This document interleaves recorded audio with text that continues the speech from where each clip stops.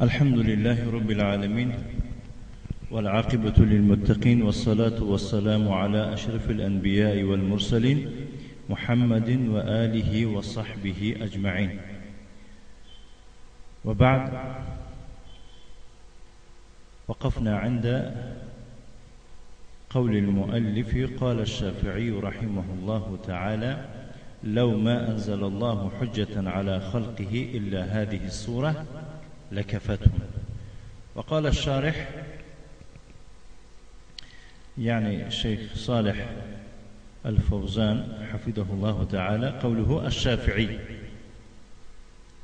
قول مؤلف كي شافعي قفت هو الإمام محمد بن إدريس الشافعي نسبة إلى جده الرابع اسمه شافع. شافعی امام محمد بن ادریس شافعی است که نسبت به بابای چهارمش، امام شافعی را نسبت دادن به بابای چهارمش. مثال گیریم خودش نامش محمد باشد، نام پدرش چیه؟ ادریس است. فهمیدید؟ نام خودش محمد و نام پدرش ادریس، نام باباش شافع می شود. فهمیدید؟ وقتی که در اسمها مثلا یای مشدده داخل شود، اگر یای مشددی ما قبل مکسور او را اسمی نسبتش میگویند. این در کتاب دو گذاشتیم. نام بابا شافع باشد، اگر وقتی که این نبیره را به بابا مثلا نسبت دهند شافعی میشن. مثال شما عثمان باشد، نام نبیرتون گویا که مثال به شما اگر نسبت دهند اگر نبیرتون میگو که عثمانی، مسعودی، مقصودی. مفهوم؟ نه که مقصود است اساسا عثمان است یا که معروف است. هم خلاص وقتی که همین اسم خواهیم که اسم نسبی شود برای یک کس معروفی، نه غیب اللهی میشن، اما نازکی میشن، نازک شاهی. نعم بالمثال. يعني المهم يعني هو الإمام محمد بن إدريس الشافعي نسبة إلى جده الرابع اسمه شافع، نسبة بابوي شهارمش كي بابوي شهارمش شافع بود. وهو من قريش، از قريش است. امام شافعي اساسا قريشين من بني المطلب، از بني مطلب. توفي سنة 400، توفي سنة 400 در سال 204 چیکار کرده است؟ وفات کرده است در روز جمعه. وهو احد الائمة الاربعه، امام شافعی یکی از 4 امام ها می باشند. کدوم؟ امام ابو حنیفه، امام احمد بن حنبل و امام مالک و امام شافعی. یعنی که تقدم و تأخر فهمت داره، کدومش پیش می و کدومش آخر. اگر معمولا در جای خدا، در جای ما امام ابو حنیفه رو پیش میگیره. وقال هذه المقالة، این مقاله را گفتن لأن الله بين في هذه السورة أسباب الشقاوة وأسباب السعادة. زیرا که الله سبحانه و تعالی در این سوره بیان کرده سبب‌های بدبختی را و سبب‌های خوشبختی را. یعنی کدام وقت انسان خوشبخت می شود و کدام وقت بدبخت می شود در این سوره به طریق اختصارا الله سبحانه و تعالی ذکر کرد. برای خاطر همین امام شافعی این مقاله را گفتند. چی گفتند؟ گفتند لو ما انزل الله حجة على خلقه الا هذه السوره لكفتهم. اگر الله حجت را بالای مردم نازل نمیکرد الا همین سوره، برایشون کفایت میکرد. نه در تمام امور دین، نه در احکام مثلا نماز و روزه و حج، این نگفته ایستاده. یعنی درباره آن گفته ایستاده و شیخ خودشون میگویند درباره آن که به طریق اختصارا سعادتمندی انسان از چی وابسته است و بدبختی او از چی وابسته، به طریق اختصار همین سوره در آمدگی است. فهمیدید؟ امام احمد بن حنبل وقتی که در شأن امام شافعی گفتن که کان کالشمس للدنیا. امام شافعی گفتن به مثالی آفتاب بود در دنیا. دنیا بدون آفتاب چی میشه؟ تاریک میشه، خلاص. و کالعافیة للبدن. امام شافعی همچون عافیت بود، یعنی که تنی صحت بود در بدن، تن صحت بود. وقتی که یعنی وفات این کس یک در همون دور مردمی همون دورند یک تاریکی افتید و در بدنها یک علت و درد افتید، چون که موت عالم موت عالم بود و مثال موت عالم. مفهوم است؟ فأسباب السعادة شيخ صالح الفوزان حفظه الله تعالى گفته ایستادن که فأسباب السعادة، پس سبب های سعادت مندی چیست؟ ان يتصف الانسان بهذه الصفات الاربع: العلم والعمل والدعوة والصبر على الأذى في سبيل الله تعالى. سبب های یا که باعث سعادتمندی این است که انسان باید که صفت دار باشد با این 4 صفت. انسان باید که دارای این 4 صفت باشد: دارای علم باشد، دارای عمل باشد، دارای دعوت باشد یعنی داعی باشد، و دارای صبر، انسان صبر داشته باشد. هر 3 نمودی صبر. صبر چند خیلی است گفتیم؟ 3 خیلی کنه که میگویم صبر على طاعة الله، صبر عن معصية الله، صبر على أقدار الله، على أقدار الله. نعم، عليكم أن تحفظوا هذه أقسام الصبر. نعم. والصبر على الأذى في سبيل الله تعالى باید که این 4 صفت را نیز داشته باشد: صبر در تمام آزار و زیان و مشکلات در راه دعوت به سوی الله سبحانه و تعالی. فقامت الحجة من الله على خلقه بهذه السوره. بسبب همین سوره حجت از جانب الله بالای مردم قائم شده است. یعنی امروز مردم نمیتون بگن که من نمیدونم سعادتمندی در چیه. سبحان الله. فهمیده؟ برای چی؟ زیرا که این زیاده از 1400 سال شده است که این سوره نازل شده است. همین خلاص امروز ما دعوای مسلمانی، دعوای قرآن و دعوای پیغمبر صلی الله علیه و آله کنیم، ولی بدبخت گردیم اگر بگویم که من نمیدونم، این یک عیب و عار است. خلاص زیرا که حجت از جانب الله بالای مخلوقات چی شده است؟ قائم شده است، برپا شده است. الله یعنی دکزت کرده است سعادتمندی من شما در چی از چی وابستگی دارد و بدبختی من شما از چی وابستگی دارد. مفهوم؟ ان الله سبحانه یقول لهم، الله سبحانه و تعالی برایشان در روز قیامت میگوید: انی قد بینت لكم اسباب السعادة في هذه السورة القصيرة المختصرة. بدرستی من برای شما بیان کردم، فهموندم سبب‌های سعادتمندی را در این سوره کوتاه و مختصر. الله میگوید پگه خیر بگذار سوره بقره از یاد ندونستی، آل عمران ندونستی، دیگه سوره های دراز ندونستی، سوره والعصر نمیدونستی، والعصر ان الانسان لفی خسر الا الذين آمنوا وعملوا الصالحات وتواصوا بالحق وتواصوا بالصبر. نعم. سبحان الله.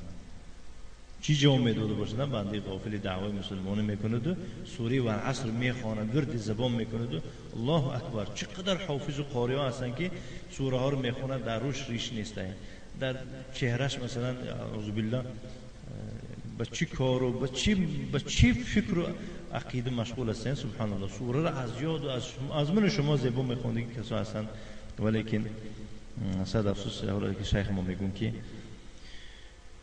کم آدم ها پند میگیرن از قرآن.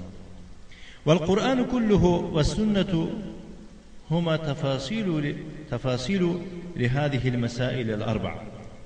قرآن به کلی و سنت این دو، یعنی قرآن و سنت تفصیل هستند نسبت این 4 مسئله. فهمیدید؟ اگر شما قرآن ورق زنید و خوانید البته یعنی که شما درس ها میگذارید درباره این چهار، یک سوره میخونید بسیار درباره علم گام میرد، درباره عمل گام میرد، درباره دعوت میرد، یعنی اما آن یگانه سوره که هر چهاری این سبب های خوشبختی را یک جای ذکر کرده باشه این سوره والعصر است. فهمیدید؟ یعنی که کلا هیچ سوره نیست که کلا این سبب این چهار یعنی که سبب سعادتمندی انسان در یک سوره ذکر شده باشد الا در همین سوره. در دیگه سوره ها باشد تفاصیل اومده، فهمیدید؟ تفاصیل، فصل ایضاح ایمان و شرح ایمان اومده است. والقرآن كله والسنة هما تفاصيل لهذه المسائل الأربع نسبة إن شهر مسألة.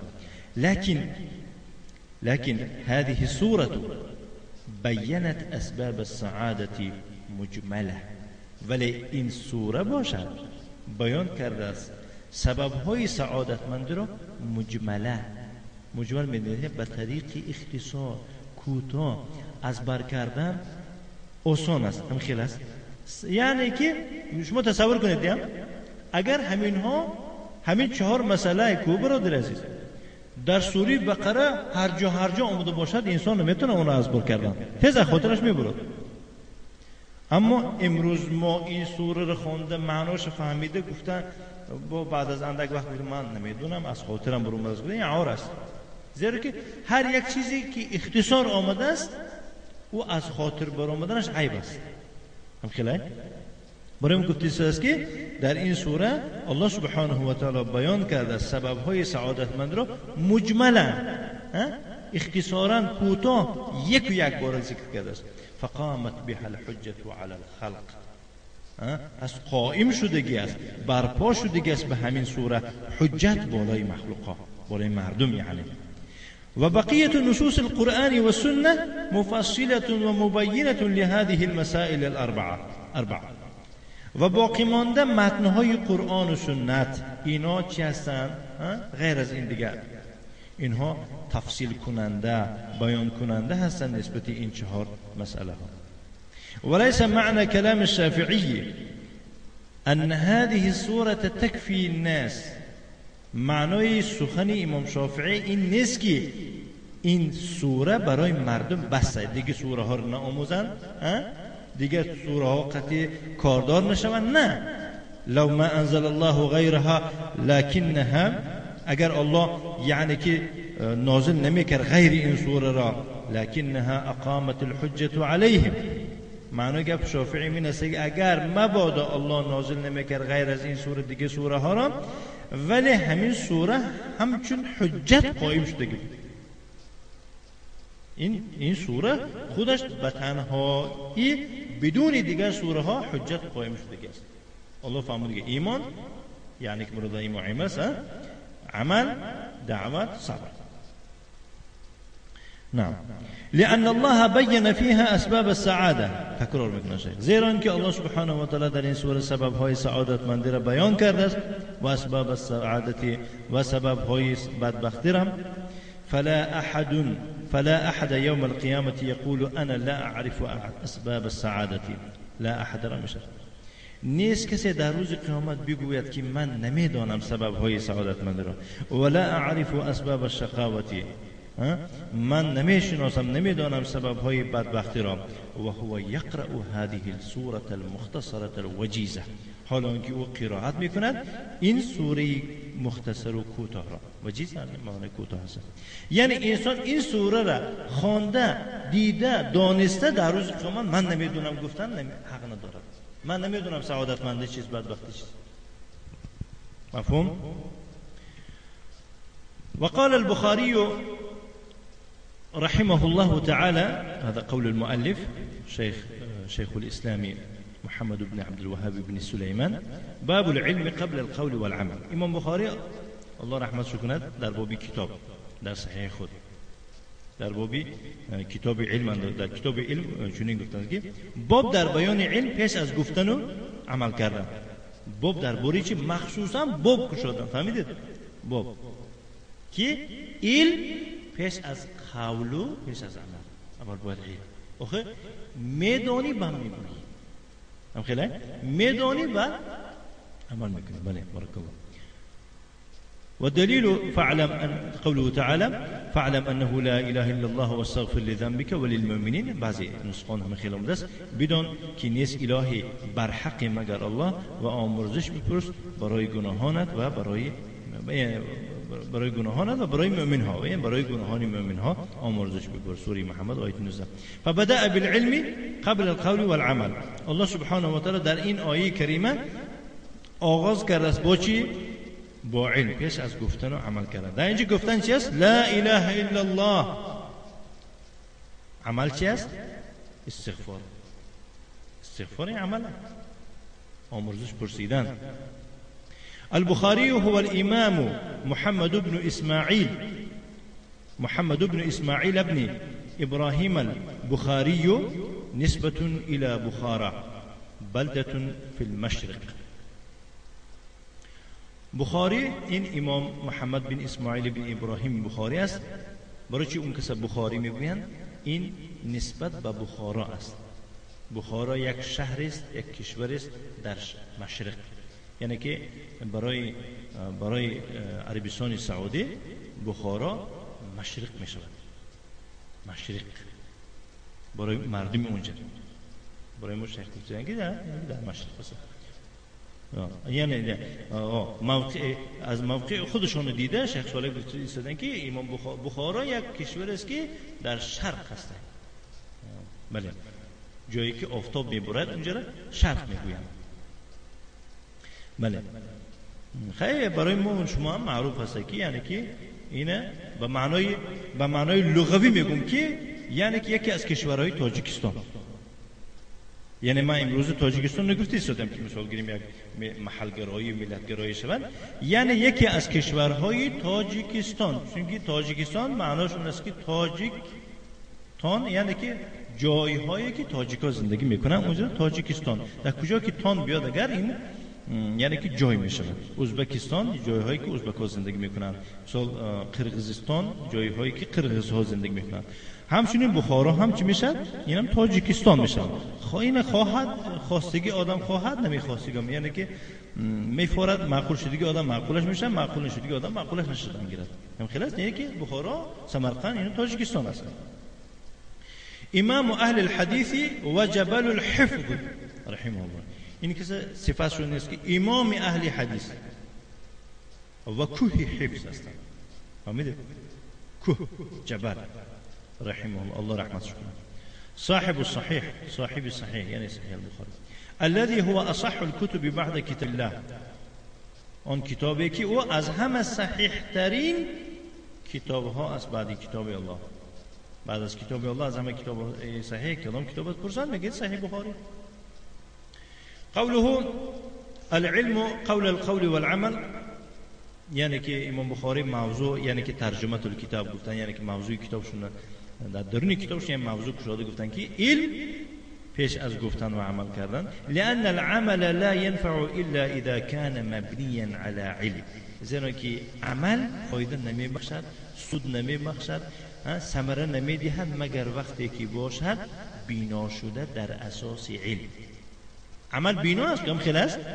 عمل این بینا است. پیش از اون که تو بینا کنی، بینا رو بالای اساس انده میکنی. من شما ایشو بنا هستید، یعنی که استریت لکیازه میکنی. بینا این عمل هست.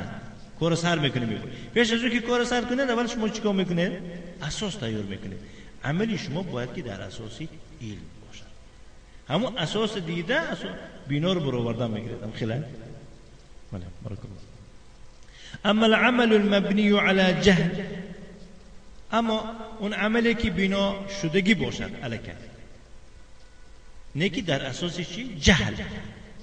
هر کی به مزاج خودش، هر کی به همین دلی خودش، مثلا فانه لا ينفع صاحبه، چون این عمل به صاحبش سود نمی بخشد، فایده نمی ده، بل یکون وبالا، برعکس چون این عمل به صاحبش چی می باشد؟ ضرر می باشد.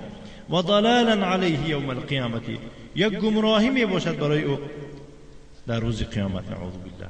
فلا بد ان يقدم تعلم العلم قول العمل، یعنی لابد است که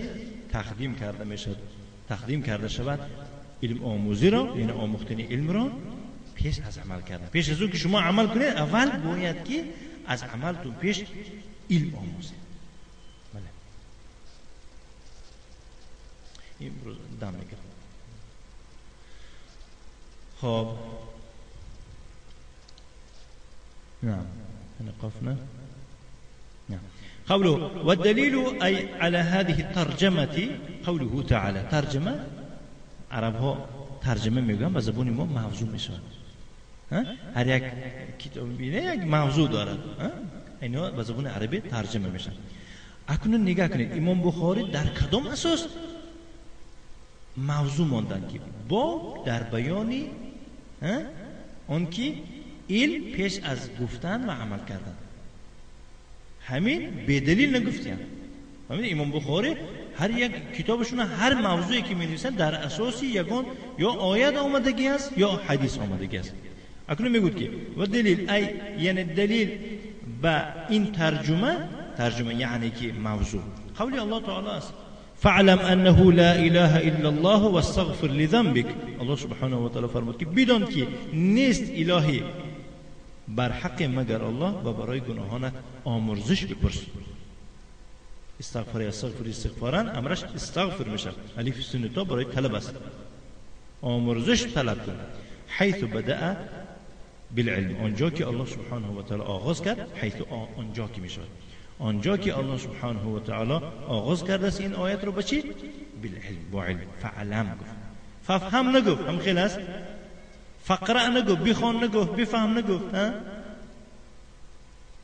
چون که خواندن و فهمیدن در اساس چی میشه؟ در اساس علم آموزی میشه. علم منده باشه چه خیلی میفهمی. خیلی. و قوله تعالی، قول الله تعالی که واستغفر آمرزش بپرس، هذا هو العمل، این است عمل. فبدأ سبحانه بالعلم قبل العمل. الله سبحانه و تعالی آغاز کرد با علم پیش از عمل. لأن العمل اذا كان على جهل، زیرا که عمل چون در اساس عمل جهل باشد، زیرا که عمل وقتی که یعنی که با جهل باشد، فانه لا ينفع صاحبه، چنین عمل به صاحبش سود نمی بخشد. فیبدأ الانسان بالعلم اولا، انسان باید که به علم اول آغاز کند. ثم يعمل بما علمه، بعد از آن به آموختگی چیزش عمل میکند. هذا هو الاساس، اساس همین است. یعنی که برای خاطر یعنی که گفته گذاریم اختصارا با برای عمل دو شرط اساسی است: الاخلاص لله سبحانه و تعالی والمتابعه للنبي صلی الله علیه و علی آله و سلم. اكو با برای عمل دو شرط اساسی است. یکم اخلاص، یعنی که خالص برای الله سبحانه و تعالی عمل میکنی. دویم عملی تو باید طبق نشان دادی پیامبر صلی الله علیه و علی آله و سلم باشد. این متابعت میگن، پیروی از پیامبر صلی الله علیه و سلم. فهمیدید؟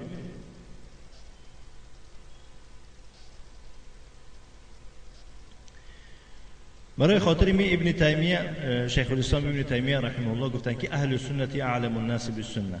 اهل سنت و جماعت نسبت به سنت پیغمبر از همه عالم ترین مردم، از درون مردم، همین مردمی که در چشم تو توده های بسیار، از درون اینها از همه عالمتر، داناتر به سنت پیغمبر صلی الله علیه و سلم کیه؟ اهل سنت. ابن تیمیه گفتی زدم. اکنون معلوم میشه که امروز که انسانی که دعوا میکند که من اهل سنت و جماعتم بود، لیکن از سنت خبردار نباشد، به سنت عمل نکنه، و چه خیلی آیا دعوای او درسته؟ و یک مدعی است، همت یک دعواگر است. و ارحم الناس بالخلق، اهل سنت و جماعت گفتند از همه مهربان ترین مردم هستند نسبت به مردم. فهمیدید چی گفتن؟ از همه مهربان ترین مردم هستند به خود مردم. نگاه کنید، سبحان الله. یعنی که اهل سنت و جماعت گفتند که اینا دلسوزی مردم هستند، طوری که مثلا هر چی را که برای خودشون دوست و پسندیده میبینن، نقص میبینن، برای مردم هم دوست میدارن. و صلی الله و سلم علی نبینا محمد و آله و صحبه و سلم تسلیما مزیدا.